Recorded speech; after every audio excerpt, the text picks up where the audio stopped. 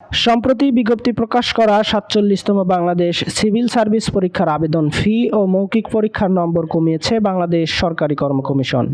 আগামী রোববার বাংলাদেশ সরকারি কর্ম কমিশন সচিবালয়ের সচিব ডক্টর মোহাম্মদ সানোয়ার জাহান ভূঁইয়ার সই করা চিঠিতে এ তথ্য জানানো হয়। চিঠিতে বলা হয়, বিসিএস মৌখিক পরীক্ষার নম্বর ২০০ থেকে কমিয়ে ১০০ করা হয়েছে, আর আবেদন ফি ৭০০ টাকার পরিবর্তে ৩৫০ টাকা নির্ধারণ করা হয়েছে। এর আগে গত বৃহস্পতিবার বিকালে ৪৭তম বিসিএস পরীক্ষার বিজ্ঞপ্তি প্রকাশ করা হয়। সেখানে আবেদন ফি আগের মতো ৭০০ টাকা নির্ধারণ করা হয়, আর ক্ষুদ্র নৃগোষ্ঠীভুক্ত প্রার্থী, প্রতিবন্ধী ও তৃতীয় লিঙ্গের প্রার্থীদের জন্য আবেদন ফি ধরা হয় ১০০ টাকা। তবে এর কয়েক ঘন্টা পর আবেদন ফি কমানোর ঘোষণা দেয় পিএসসি।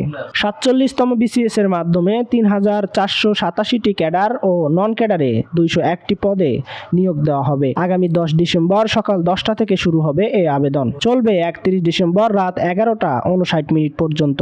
এবার সর্বনিম্ন বয়স ২১ বছর এবং সর্বোচ্চ বয়স ৩২ বছর বয়সীরা আবেদন করতে পারবেন। প্রজন্ম নিউজ 24, ঢাকা।